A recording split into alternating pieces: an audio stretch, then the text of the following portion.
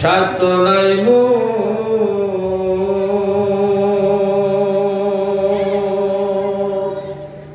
যাইতে আপনার দ্বারে, বেদনা সর্ব যাইব কি করে। সালাত দুনিয়া রাসূলুল্লাহ আলাইকুম সালাম নিয়া, আলাইকুম সালাত নিয়া রাসূলুল্লাহ আলাইকুম সালাম নিয়া। اللهم صل على محمد وعلى آل سيدنا محمد وعلى آل سيدنا محمد। গুনার বোঝা মাথায় নিয়া ডাকতেছি, ক্ষমা ভিক্ষা দাও গো দয়াল মাওলাজি। আল্লাহুম্মা সাল্লি আলা মুহাম্মাদ ওয়া আলা আলি সাইয়্যিদিনা মুহাম্মাদ ওয়া আলা আলি সাইয়্যিদিনা মুহাম্মাদ। লা ইলাহা ইল্লাল্লাহ লা ইলাহা ইল্লাল্লাহ লা ইলাহা ইল্লাল্লাহ লা ইলাহা ইল্লাল্লাহ লা ইলাহা লা ইলাহা ইল্লাল্লাহ মুহাম্মাদুর রাসূলুল্লাহ সাল্লাল্লাহু আলাইহি ওয়াসাল্লাম। আলহামদুলিল্লাহ, মহান রব্বে কারীমের দরবারে অপরন্ত শুকরিয়া জ্ঞাপন করছি যে মহান আল্লাহ তাআলা আজকে আমাদেরকে বৃহস্পতিবার দিবাগত রাত শুক্রবার, যে রাতটা সমস্ত সপ্তাহের মধ্যে যে 7 দিনের নেতা হলো শুক্রবার। ইসলামী পরিভাষায় মানুষের 24 ঘন্টার দিনটা শুরু হয় রাত দিয়ে। কি দিয়ে শুরু হয়? রাত দিয়ে। এমন একটা সম্মানিত রাতের প্রথম পর্যায়, পবিত্র শুক্রবারের প্রথম পর্যায় এই মাহফিলের আয়োজন করেছেন প্রবাসীদের উদ্যোগে দাতা প্রতিষ্ঠাতা ফরল গমনকৃত কবরবাসীদের মাগফিরাত কামনায় চতুর্থ বার্ষিক ওয়াজ ও দোয়ার মাহফিল। এই মাহফিলের সম্মানিত শতান অতিথি আল্লামা রুহুল আমিন সিদ্দিকী সাহেব, প্রধান বক্তা মুফতি মোহাম্মদ নেয়ামতুল্লাহ সাহেব, বিশেষ বক্তা হযরত মাওলানা মুফতি আবু তাহের বকশী রাহিমাহুল্লাহ, বকশিয়া দরবার শরীফ পীর সাহেব এবং সভাপতি হাজী আকাশ আলী সর্দার সাহেব, সহসভাপতি আব্দুর রহিম মাস্টার সাহেব সহ দিগার ওলামায়ে কেরাম। সবার নাম নিতে পারছি না যেহেতু আমার সময় সংকীর্ণ। তারপরে সার্বিক সহযোগিতায় আমার প্রবাসী বাবারা যারা টাকা দিয়ে, অর্থ দিয়ে, বুদ্ধি দিয়ে, পরিশ্রম দিয়ে এই মাহফিলকে সাজানোর জন্য কষ্ট করেছেন, আল্লাহ তাআলা তাদের হায়াতের মধ্যে বরকত দেন। যাদের উদ্দেশ্যে মাগফিরাতের কামনা করেছেন, আল্লাহ যেন তাদের কবর আযাব মাফ করে বলেন আমিন। হাজিরিন,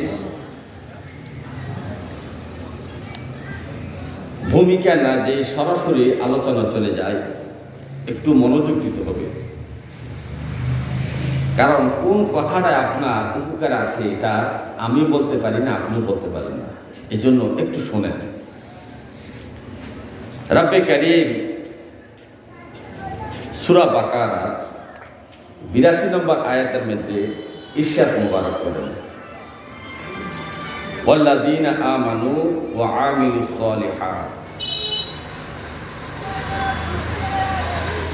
যারা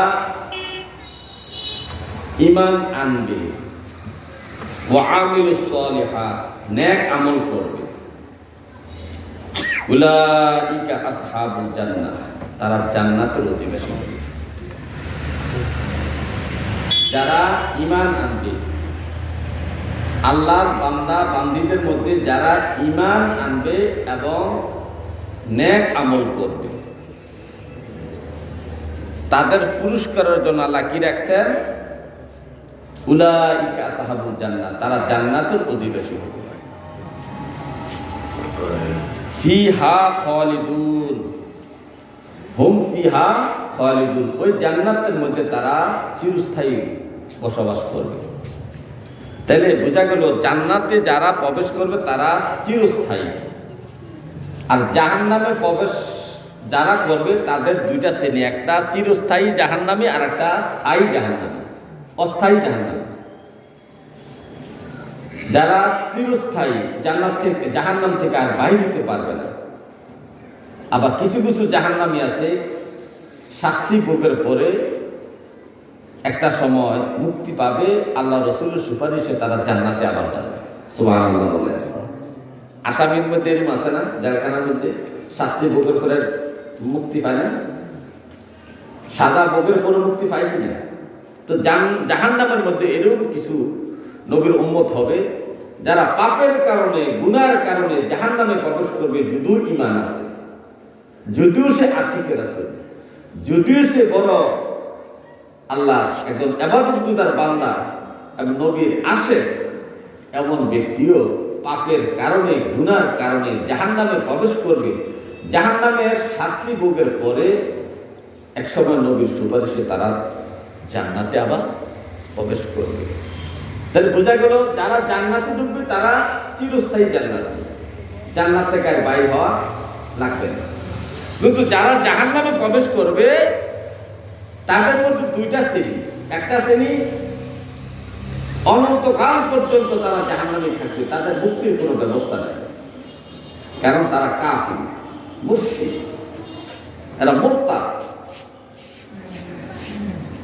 আরেকটা দল জাহান্নামী হলো তাদের ঈমান আছে, আমলও আছে, কিন্তু পাপের কারণে গুনার কারণে অপরাধের কারণে আল্লাহ তাআলা তাদেরকে সিদ্ধান্ত দিয়েছেন তোমরা শাস্তি ভোগের জন্য জাহান্নামে চলে যাবে। কিন্তু তাদের ঈমান আছে, আমল আছে, তারা মুসলমান, তারা ঈমানদার। এমন ব্যক্তিদেরকে আল্লাহ তাআলা হাবিব সুপারিশ করে জান্নাতে নিয়ে যাবে। সুবহানাল্লাহ। এখন প্রশ্ন হলো, তাহলে জান্নাতে যাবে কারা? যাদের ঈমান আছে এবং নেক আমল করছে। কয়টা কাজ? কয়টা কাজ? ঈমান এবং আমল, ঈমান এবং হাজির। এটি আমাদের প্রশ্ন হবে যে জান্নাতে যারা প্রবেশ করবে তাদের ব্যাপারে আল্লাহ বলছেন উলাইকা আসহাবুল জান্নাহ, জান্নাতের অধিবাসীরা কারা? যারা ঈমানও আছে আমলও করছে। ঈমান আছে আমল করছেন না, তাহলে আপনার অবস্থা কেন? এখানে কিন্তু আল্লাহ বলছে জান্নাতের অধিবাসী হবে তারা যারা ঈমানদার এবং নেক আমল করেওয়ালা। ঈমানও আছে, নামাজও পড়ে, ঈমানও আছে, যাকাতও দেয়, ঈমানে আছে, সত্য কথা বলে, ঈমানে আছে, জিকিরও করে, ঈমান আছে, মিলাদও করে, ঈমান আছে, দান সদকা করে, ঈমান আছে, পর্দা মত চলে, ঈমান আছে, মা বাবার হক আদায় করে, ঈমান আছে, স্ত্রীর হক আদায় করে, ঈমান আছে, পাড়া প্রতিবেশীর হক আদায় করে। এভরিথিং যত নেক আমল আছে সব আমল তার মধ্যে ভরপুর আছে এবং ঈমানও আছে। ওই কোয়ালিটি সম্পূর্ণ ব্যক্তিদেরকে আল্লাহ তাআলা কি বলছেন? জান্নাতি, জান্নাতি, জান্নাতি। সুবহানাল্লাহ। হে আমার ভাইও, রাব্বি কারীম বলতেছেন উলাইকা আল্লাযীনা আমানু ওয়া আমিলুস সালিহাত, যারা ঈমান আনবে এবং নেক আমল করবে। দুইটা কাজ। আজকে যারা বলে ঈমান থাকলে চলবে, আমল লাগবে না, এরে নাফরমান, তোর কপাল খারাপ, তোর কপাল খারাপ, তুই জাহান্নামে ঢুকবি, তুই জাহান্নামে ঢুকবি যদি ঈমান থাকে। জান্নাতে ঢুকতে হলে সর্বপ্রথম যদি জান্নাতে হাসর মাঠ থেকে যদি সরাসরি জান্নাতে প্রবেশ করতে হয়, আল্লাহ কি বলছে দেখো না কোরআনের মধ্যে, কোরআন খুলিয়া দেখো না। আল্লাহ বলছে ওয়াল্লাযিনা আমানু, যারা ঈমান আনছে, ওয়া আমিলুস সালিহাত, নেক আমল করছে।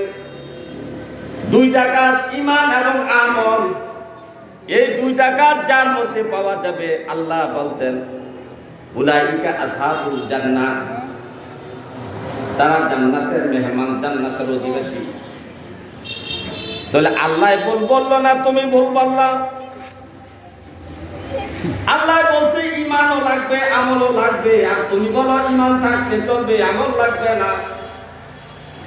যে কথার ফুটি করে তুমি ঈমান নিয়ে ঘুরতেছো, নামাজ পড়তেছো না, সময় মতো নামাজে যাও না, ইসলামের বিধিবিধানের তোয়াক্কা তুমি করো না, নবীর সুন্নতের আমল তোমার মধ্যে নাই, ওয়াজিবের আমল নাই, ফরজের আমল নাই, নফল মুস্তাহাবের আমল তোমার মধ্যে নাই, তুমি মনে করছো আমি ঈমানদার, ঈমানদার আমি জান্নাতে চলে যাব। আরে জান্নাতে যাইবা তো ঠিক আছে, এই ঈমানদার কোন প্রকারের জান্নাতি হবে? জাহান্নামের শাস্তি মুখের পরে নবীর শাফায়াতে তুমি জান্নাতে যাইবা। কিন্তু জান্নাতে যাওয়ার আগে যে তুমি জাহান্নামে প্রবেশ করবা, এই জাহান্নামের শাস্তি তুমি কতটুকু ভোগ করতে পারবে, এই শাস্তি ভোগ করার কতটুকু শক্তি ক্ষমতা তোমার আছে? হে আমার ভাইও, আল্লাহ তাআলা বলেন জান্নাতে যাইতে হলে দুইটা জিনিস দরকার, ঈমান এবং আমল। ঈমান এবং আমল। আর আমার নবী যে বলেন মান ক্বালা লা ইলাহা ইল্লাল্লাহ, যে ব্যক্তি লা ইলাহা ইল্লাল্লাহ বলবে, ফাকাদ দাখালাল জান্নাতা, সে জান্নাতের মধ্যে প্রবেশ করবে। তো আল্লাহর কথাটা আর নবীর কথার মধ্যে মিল হয়ে গেল। আল্লাহ বললেন ঈমান এবং আমল থাকলে, দুটার সমন্বয় যখন থাকবে, তোমার আমলের পাল্লা ভারী হয়ে যাবে। তুমি কাউসারের শরবত নবীর হাত মোবারক দেখাবে, 20 দিন গতিতে ফুলসিরাত পার হয়ে যাবে, এই ফুলসিরাত পার হয়ে জান্নাতের মধ্যে পৌঁছে যাবে। আর নবীজি বলছেন মান ক্বালা লা ইলাহা ইল্লাল্লাহ ফাকাদ দাখালাল জান্নাতা। নবীজি বলছে একটা মানুষ যদি লা ইলাহা ইল্লাল্লাহ মুহাম্মাদুর রাসূলুল্লাহ সাল্লাল্লাহু আলাইহি সাল্লাম পড়ে, আর এটার উপর বিশ্বাস রাখিয়া, শিরক মুক্ত থাকিয়া, শিরক বিদআত মুক্ত থাকিয়া যদি এই লোকটা মৃত্যুবরণ করে, আমল যদি তার কম হয়, তাহলে জাহান্নামের শাস্তি বুকের পরে আমি নবী তাকে শাফায়াত করে জান্নাতে একসঙ্গে নিয়ে যাব। এলো মান কানা লা ইলাহা ইল্লাল্লাহ ফাকাদ দাখালাল জান্নাহ। এর মানে এই নয় তুমি মুসলমান হইছো, ঈমানদার হইছো, আমল করছো না, তুমি সরাসরি জান্নাতে চলে যাবা। হ্যাঁ বলতে পারেন হুজুর, জান্নাতে তো যাওয়া যায় যদি ঈমান আছে, নবী শাফায়াত করবে। আর শাফায়াত করার জন্য নবীর কিছু কর্ম আছে, ওই কর্ম করলে নবী শাফায়াত করবেন। কিছু যেমন হাদিস শরীফের মধ্যে আছে, নবীজি বলছেন মান হাফিজা, যে ব্যক্তি হেফাজত করলো, আরবাঈনা হাদিসান, 40টা হাদিস। নবীজি বলছেন আমার উম্মতের মধ্যে যে ব্যক্তি 40টা হাদিস মুখস্থ করলো, এই 40টা হাদিস মুখস্থ রাখিয়া যদি সে মৃত্যুবরণ করতে পারে, তাহলে আমি মুহাম্মদুর রাসূলুল্লাহ তাকে শাফায়াত করে জান্নাতে নিয়ে যাব। তোর নবীর শাফায়াত পাইতে হলে 40টা হাদিস মুখস্থ তোমার করা লাগবে। তো তোমার তো এই হাদিসটা মুখস্থ নাই, 40টা হাদিস তুমি মুখস্থ করতে পারো নাই, তাহলে শুধু লা ইলাহা ইল্লাল্লাহ মুহাম্মাদুর রাসূলুল্লাহ এই ঈমানের কালিমা দ্বারা তুমি নবীর শাফায়াত তুমি সরাসরি লাভ করতে পারবে না। জাহান্নামের শাস্তি ভোগের পরে জান্নাতীরা জান্নাতে, জাহান্নামীরা জাহান্নামে যাওয়ার পরে, শাস্তি ভোগের পরে নবীর শাফায়াতের মাধ্যমে তুমি আবার জান্নাতে চলে যাবা। জাহান্নামকে উঠাইয়া জান্নাতে পৌঁছে যাও। হে আমার ভাইও, এখন আমরা জানতে চাই ইয়া রাসূলুল্লাহ কোন কোন কর্ম করলে জাহান্নামে প্রথম প্রবেশ করতে হবে। যদিও আপনি নবীর উম্মত, যদিও তারা আশিক রাসূল দাবি করে, ইমানদার, মুমিন, মুত্তাকিন, হাজী, গাজী, মুফতি, মুহাদ্দিস, আলেম, ওলামা, যে পদের দাবি তারা হোক না কেন, কিন্তু কোন কোন কর্মের কারণে এই লোকগুলা জাহান্নামে যাবে নবী জানতে চাই। হে আমার ভাই।